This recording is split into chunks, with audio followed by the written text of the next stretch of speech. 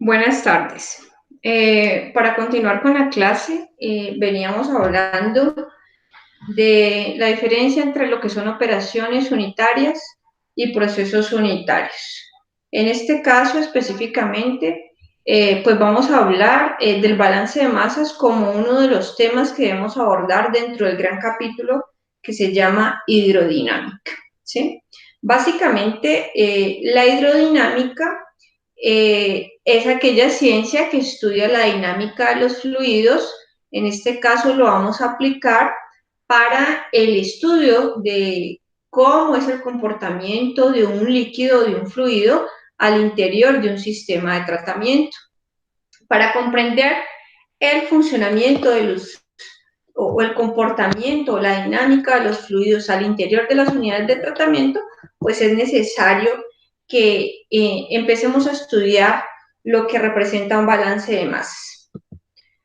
El balance de masas o el balance de materia básicamente es un conteo de la cantidad de material que ingresa, que sale o que se acumula al interior de un sistema. En este caso, la materia pues va a ser el contaminante, que puede ser turbiedad, arena, sólidos en suspensión, materia orgánica, ¿sí?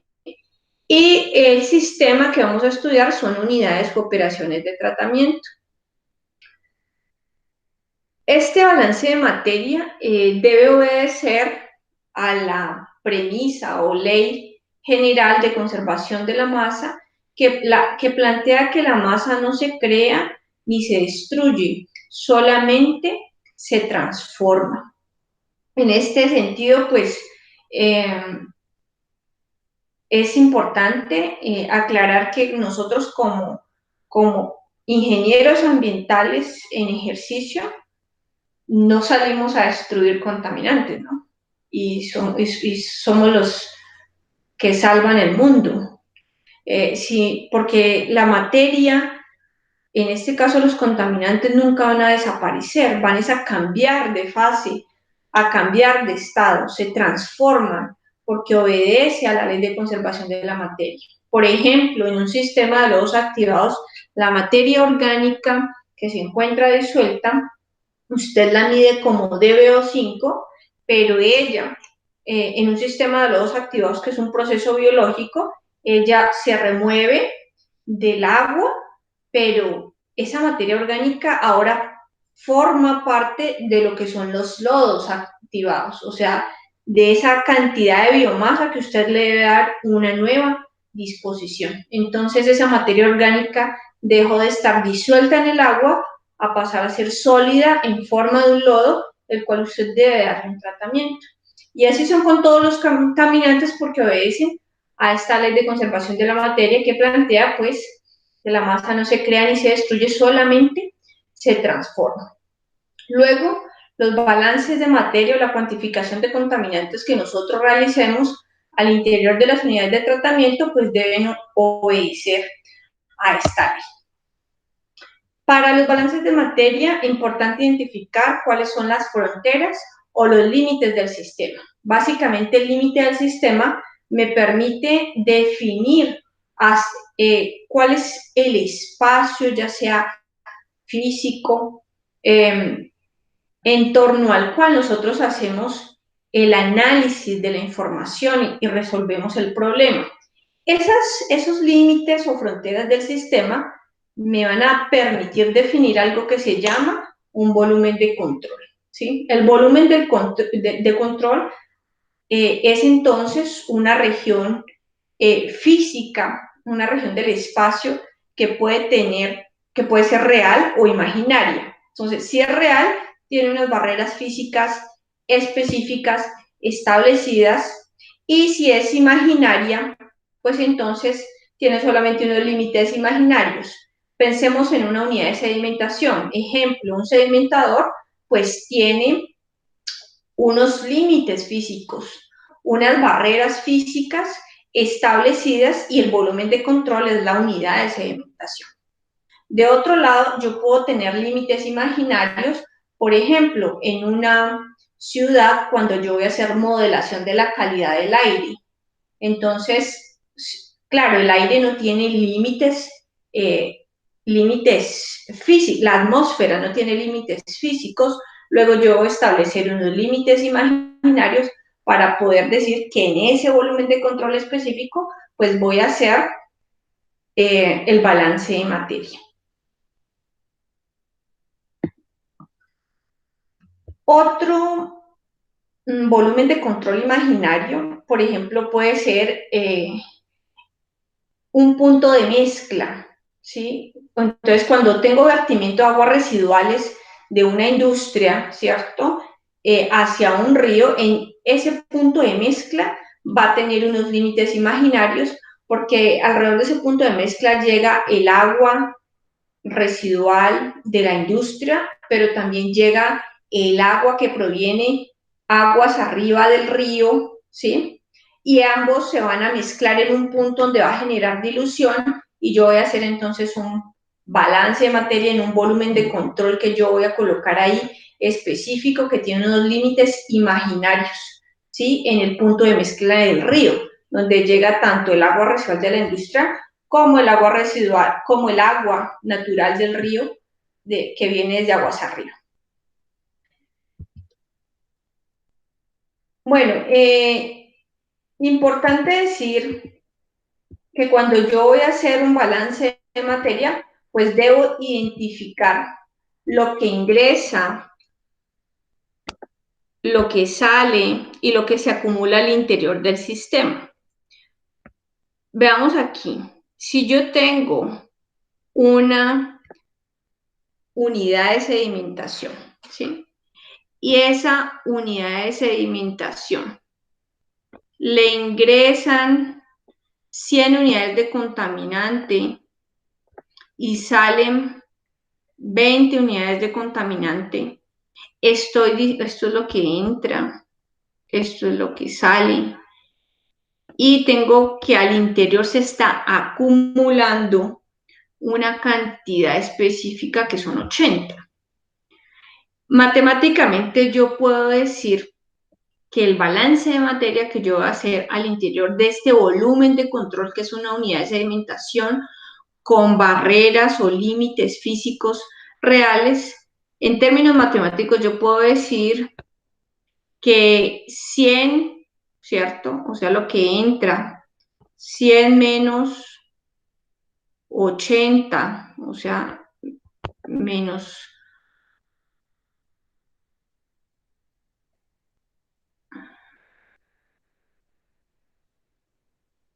100 menos 80 es igual a 20.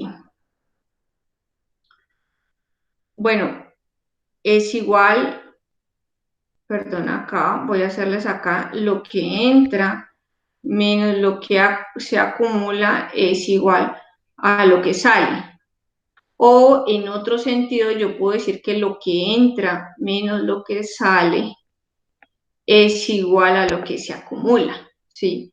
Entonces, aquí yo tengo que eso puedo decir que es la fórmula general para los balances de materia al interior de las unidades de tratamiento, ¿sí? Veámosla aquí, lo que entra, estamos planteando aquí, que lo que entra menos lo que sale es igual a lo que se acumula, ¿sí? Fórmula general para el balance de material interior de una unidad de tratamiento. Lo que entra menos lo que sale es igual a lo que se acumula. En este caso, podemos decir que es la ecuación general para una operación unitaria. ¿Por qué en la operación unitaria no tenemos este término? Porque en las operaciones unitarias no ocurren reacciones. Recuerden que solamente la remoción de contaminantes se asocia a fuerzas físicas, o sea que puede ser la gravedad, ¿sí? No ocurren reacciones. Luego yo digo que lo que entra menos lo que sale es igual a lo que se acumula. Pero si yo estoy hablando de un proceso unitario, pues entonces sí diría que dentro de un proceso unitario la ecuación general del balance de materia sería igual a que lo que entra menos lo que sale más lo que reacciona o menos lo que reacciona, mientras unas cosas se producen de forma positiva, otras se consumen con signo negativo, es igual a lo que se acumula. Entonces, en general, esta es la ecuación general para el balance de materia al interior de una unidad de tratamiento. Si es proceso unitario, pues incluye el término más o menos lo que reacciona, y si es operación unitaria, no tendría el término más o menos lo que reacciona. En el balance de materia tenemos que hablar de algo muy importante que se llama el flujo másico. ¿Qué es lo que está ingresando a esa unidad de tratamiento? Entonces, a esa unidad de tratamiento está ingresando tanto un flujo de agua, que lo voy a representar mediante el caudal, pero también está ingresando ese flujo de agua con una concentración específica de contaminante. Entonces, el flujo másico se define como lo calculamos mediante la ecuación caudal por concentración. Pero si nosotros vemos aquí, pues el caudal tiene unidades de volumen, volumen sobre tiempo, y la concentración tiene unidades de masa sobre volumen. Masa sobre volumen. Luego, entonces decimos que el flujo másico va a tener unidades de masa sobre tiempo, miremoslas aquí, kilogramos día, ¿sí? Masa sobre tiempo. El flujo másico luego se considera como esa cantidad de masa que circula por unidad de tiempo, ¿sí? En términos prácticos o en el ejercicio de la ingeniería ambiental, es muy conocido el flujo másico como carga contaminante, también conocido como carga contaminante. Básicamente, la carga contaminante es un concepto que se maneja para el cobro de tasa retributiva en las corporaciones autónomas regionales, que es el cobro, ¿cierto?, por contaminar bajo la política del que contamina paga. Entonces, por ejemplo, consulte cuál es el cobro que se hace por tasa retributiva asociado a la carga contaminante por materia orgánica o por sólidos suspendidos totales. Entonces, básicamente, para las empresas les contabilizan la concentración de materia orgánica o concentración de sólidos suspendidos totales y lo multiplican por el caudal de descarga de agua residual que se esté vertiendo, pues, hacia una fuente de agua o hacia el alcantarillado. Entonces, dentro del balance de materia, necesitamos el flujo másico, que es el flujo de contaminantes que nosotros tenemos al interior de un sistema. Ese balance de materia, entonces, miremoslo aquí, ¿sí? Tenemos que es lo que entra menos lo que sale, más lo que se genera, igual a un dm de t, que es la tasa de acumulación o velocidad a la que cambia la masa dentro del volumen de control, ¿sí? La llamamos tasa de acumulación. Y es, como lo hablan en función de la derivada, es el cambio de la masa en función del tiempo al interior de un sistema. Puede que ese cambio sea constante, o es mejor dicho, que no exista cambio, que esa masa permanezca constante, como puede ser que sea variable en función del tiempo. Aquí tenemos entonces la ecuación general de balance de materia, pero también involucrando el concepto de flujo másico, que ingresa a un sistema un caudal por una concentración 1, que sale un caudal por una concentración 2, y pues si es un proceso de tratamiento tendremos la R, que representa la tasa de formación o consumo de la especie por una reacción que ocurre dentro del volumen de control, igual a un dm de t. Este R, que es la tasa de formación o consumo, es una variable que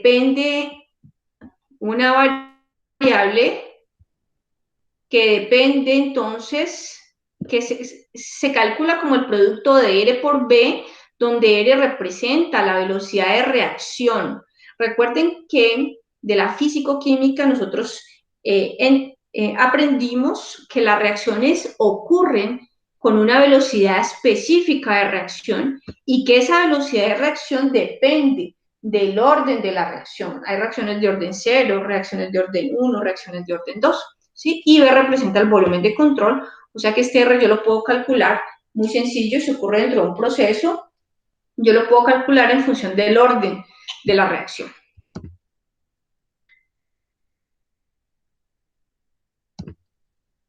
Bueno, para el balance de materia es importante comprender acá lo que representa el estado estacionario. Entonces, miremos acá.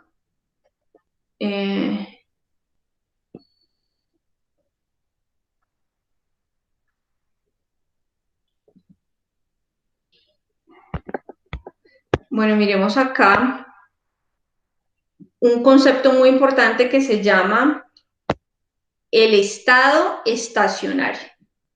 Entonces, cuando nosotros vamos a hacer un balance de materia al interior de un sistema, debemos definir si está en estado estacionario o no está en estado estacionario. Estar en estado estacionario implica que esa relación, implica que la relación de M de T o la tasa de acumulación de la masa en función del tiempo es igual a 0, ¿sí? ¿Por qué? Entonces, a ver, les voy a hacer aquí un monachito que dice que de M de T, ¿qué implica el estado estacionario? Que esa variable masa no cambia en función del tiempo, ¿sí? Permanece constante. Entonces tenemos aquí el estado estacionario, dice que las variables no cambian con el tiempo o sus variaciones son despreciables durante un tiempo amplio. Entonces, si esa masa permanece constante al interior del sistema, ¿sí? Permanece constante, entonces la derivada de una constante es igual a 0. Por eso es que decimos que si un sistema se modela en condiciones de estado estacionario, entonces en la ecuación general de balance de materia que me dice que lo que entra menos lo que sale más lo que se genera o menos lo que se consume es igual a de m de t, pero este m de t aquí es 0. ¿Por qué? Porque se modeló en condiciones de estado estacionario. Puedo decir que el estado estacionario implica también que no hay un cambio de la concentración del contaminante en función del tiempo.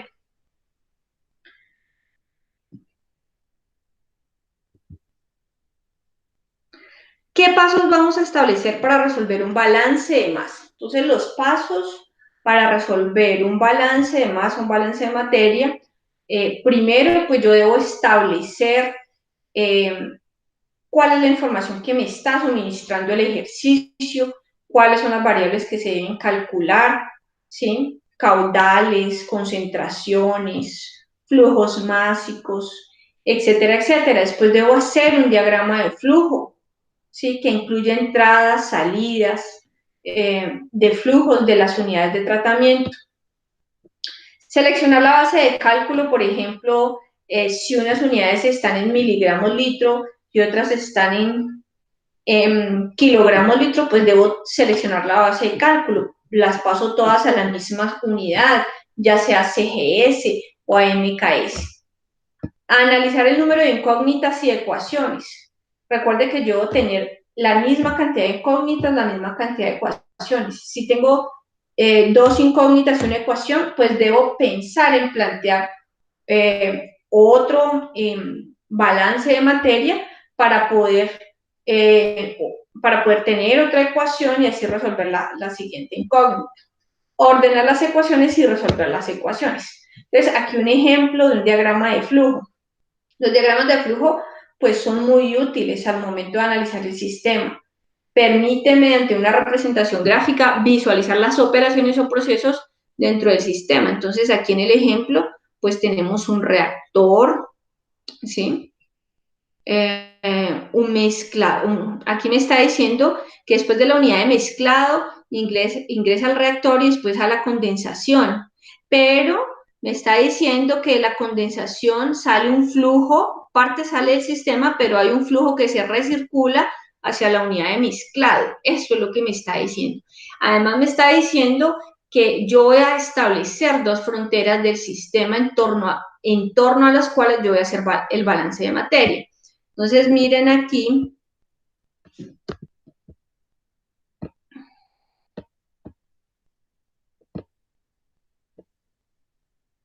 Entonces miremos aquí que tenemos dos fronteras del sistema. Entonces tenemos esta frontera externa, entonces voy a hacer un balance de materia en torno a este flujo general, y aquí tengo otra frontera o límites en torno a los cuales yo voy a hacer el balance de materia, otro balance de materia. Entonces ahí está planteada las fronteras para establecer dos límites, para establecer, perdón, dos balances de materia. Vamos a mirar un ejemplo.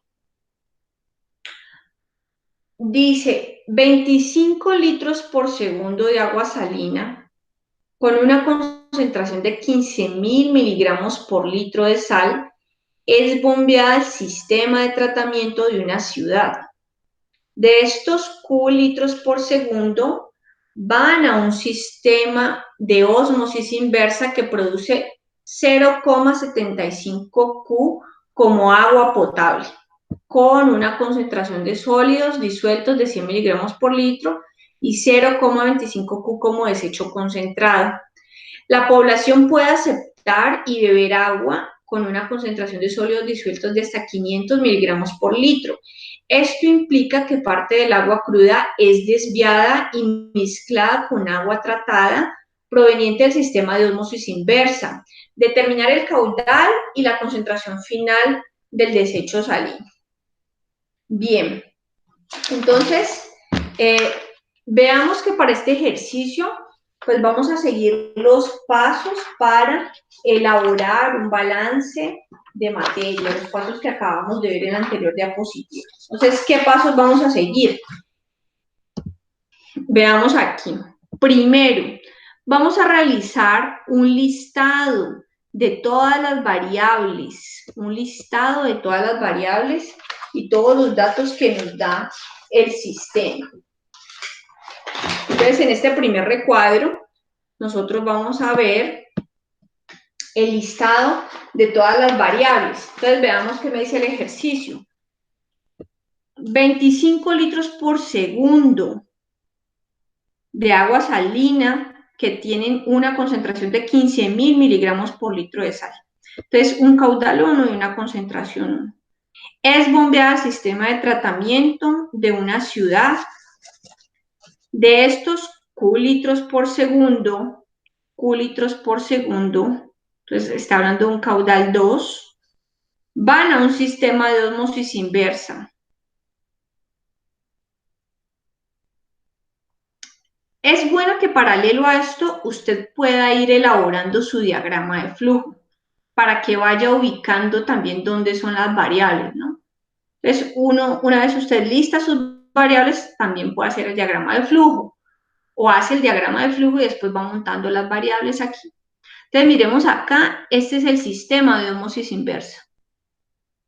Recuerde que la ósmosis inversa es tecnología de ultrafiltración o filtración, ¿sí? Ya es nanotecnología, que permite la remoción de sales, ¿no? O sea, es un tratamiento para remoción de sales del agua del mar y potabilizar agua de mar, ¿sí? Son plantas desalinizadoras, plantas de potabilización que buscan remover la sal del agua de mar para convertirla en agua potable. Bueno, entonces aquí tengo el dibujito de ósmosis inversa que toma el agua del mar, me dice que toma ¿cuánto? 25 litros por segundo del agua de mar. Veamos aquí, tenemos este caudal 1 con una concentración 1. ¿Listo? Dice que de estos 25 litros por segundo, de estos litros por segundo, van a un sistema de ósmosis inversa que produce 0.75 Q como agua potable, con una concentración de sólidos disueltos de 100 miligramos por litro. Miremoslos acá. Y también este sistema de osmosis inversa produce 0,25 Q como desecho concentrado. No tengo la concentración de ese desecho. Entonces, un desecho concentrado que desconozco la concentración. Entonces, veamos hasta aquí que hemos dicho. Un caudal 1 de 25 litros por segundo con concentración de 15.000 miligramos por litro. De estos Q litros por segundo se van al sistema osmosis inversa. Ya sabemos que tiene una concentración de 15.000. ¿Listo? Que este sistema produce, esto es un Q2, que este sistema produce 0.75 Q para ser distribuido al sistema de potabilización. Caudal 3, con una concentración 3 dada de 100 miligramos por litro, que produce un caudal 4 de 0.25 Q con una concentración de desecho que desconocemos. Adicional a esto, ya tenemos hasta caudal 4. Sabemos que, bueno, sigamos leyendo el ejercicio. La población puede aceptar y beber agua con una concentración de sólidos disueltos de hasta 500 miligramos por litro. Esto implica que parte del agua cruda, miremoslo aquí, parte del agua cruda es desviada y mezclada con el agua tratada proveniente del sistema de osmosis inversa. Entonces, como parte de esta agua es desviada, vamos a tener un quinto caudal, un caudal 5, que es 25 de lo que ingresa menos Q, que es lo que se desvía para acá. Este va a ser mi quinto caudal. Se desvía una parte de este flujo y decimos que este caudal es 25 menos Q, que tiene, pues, por supuesto, la misma concentración del agua de ingreso. Y este flujo es mezclado con el agua tratada para entregar a la población, ¿cierto? Un caudal 6 que desconozco, pero que tiene una concentración de hasta 500 miligramos por litro, porque es la concentración de agua que la población puede aceptar y beber. ¿Listo? Entonces, a medida que hemos ido haciendo el listado de todos los caudales, hemos ido haciendo el diagrama de flujo y listado las entradas y las salidas de los caudales y de las concentraciones. En este caso, pues, los datos se encuentran en las mismas unidades, luego pues no hay que uniformar. En el caso que estuvieran en unidades distintas, pues tomamos una sola base de cálculo que sea miligramos litro o kilogramo litro según la conveniencia, el tamaño de los valores. Ahora sí, las preguntas que tiene el ejercicio es determinar el caudal Q, o sea, esta es una incógnita. Caudal Q, miremosla aquí, y la concentración final del desecho salino. O sea, aquí tenemos otra incógnita, ¿sí? Vamos a subrayarlas acá, las incógnitas. Son estas dos. Caudal Q y concentración del desecho salino. Estas son nuestras dos incógnitas.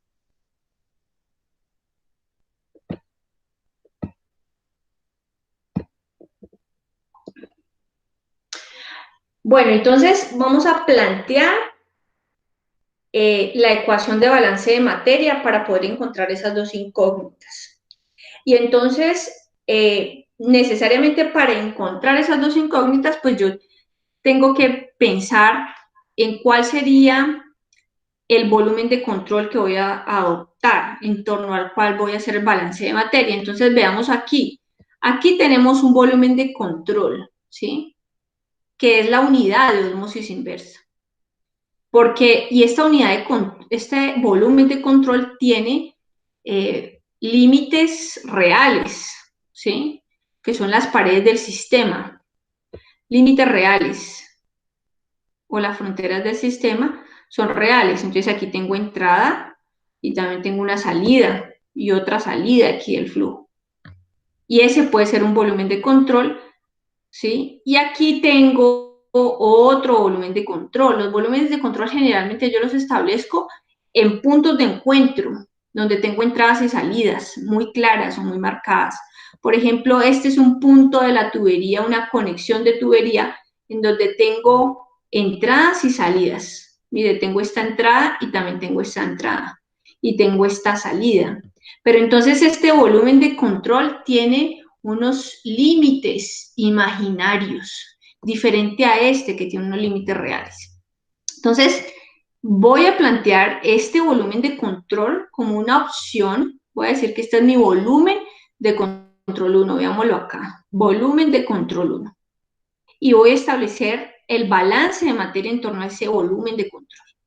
Entonces voy a plantear mi balance de materia general. Recuerden que la ecuación general dice que lo que entra menos lo que sale, más lo que reacciona es igual a lo que se acumula. Pero esta es una operación de tratamiento, luego aquí no hay nada que reaccione. ¿Listo? Entonces, no aparece, por lo tanto, el término de reacción. Entonces, ¿qué está ingresando? ¿Qué es lo que entra a este volumen de control 1? ¿Qué está ingresando? Entra este caudal 3 por la concentración 3. Recuerden que lo que ingresa son flujos másicos, ¿no? Y recuerden que el flujo másico es la cantidad de materia que ingresa por unidad de tiempo. Entonces, ¿qué ingresa? Un caudal 3 por una concentración 3, ¿más quién? Más este caudal de aquí, que sería caudal 5 por concentración 5. Eso es lo que está ingresando. Entonces, todo esto que ingresa lo colocamos en paréntesis. Este más este. Lo que ingresa menos lo que sale. Y entonces lo que sale de aquí, ¿qué es? Un caudal 6 por una concentración 6. Pero veamos que este caudal 6 se compone de la suma de caudal 3 más caudal 5. ¿Listo? Y aquí entonces ya en la ecuación solamente hacemos el reemplazo. Usted procede a hacer los reemplazos teniendo claro lo que representan cada uno de los caudales, porque fue el primer paso que usted hizo, la identificación de todas las variables que son los datos que le da el ejercicio. Se reemplaza igual a 0, esto aquí falta colocar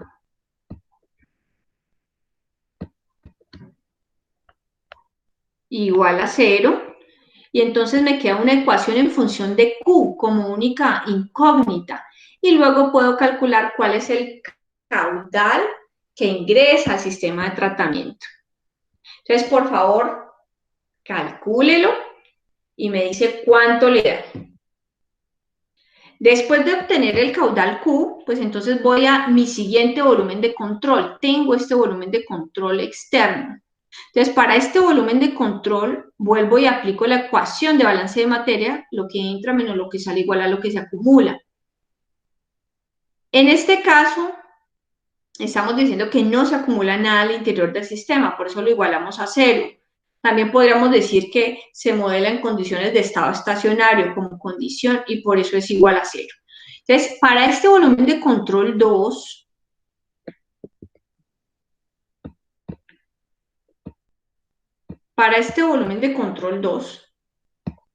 que es este que tenemos alrededor de la unidad de ósmosis inversa, decimos que lo que entra, ¿qué está entrando? Tenemos una sola entrada, este volumen de control 2, esta, lo que entra, ¿sí? Entonces, ¿qué entra? Un caudal 2 por una concentración 2, menos lo que sale, pero entonces aquí sí tenemos dos salidas, esta más esta. Esta es la de agua potable y esta es la de desecho. Menos lo que sale, entonces veamos acá, ¿qué sale? Caudal 3 por concentración 3 más el caudal de desecho, que es caudal 4 por concentración 4. Cierro paréntesis igual a 0 porque puedo decir que es igual a cero porque se modela en condiciones de estado estacionario, que sería una condición del sistema, ¿sí? O porque el interior de una unidad de osmosis inversa, pues no se está acumulando el desecho, ¿cierto? Todo el desecho sale del sistema, no se acumula nada al interior del sistema. Entonces, igual a cero.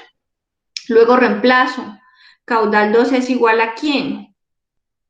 Caudal 2, veámoslo acá, es Q minúscula por concentración 2, menos caudal 3, pero el caudal 3 es 0.75 Q por concentración 3, 100 miligramos litro, más el caudal 4. El caudal 4 es 0.25 Q por concentración 4. Y esto es igual a 0.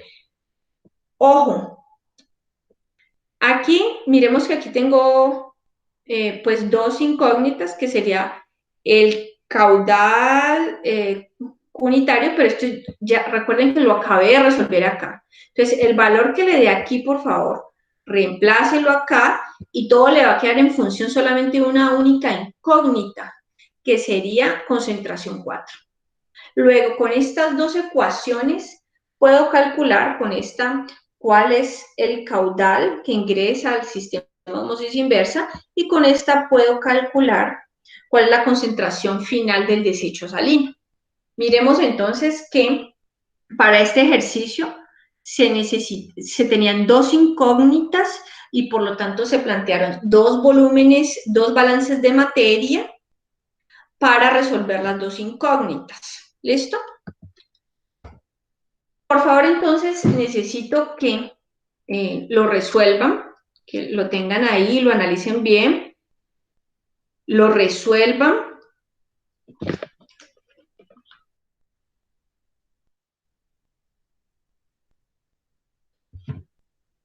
Tenemos este otro ejercicio que pues eh, en la clase vamos a tener el espacio para que ustedes me socialicen estas respuestas.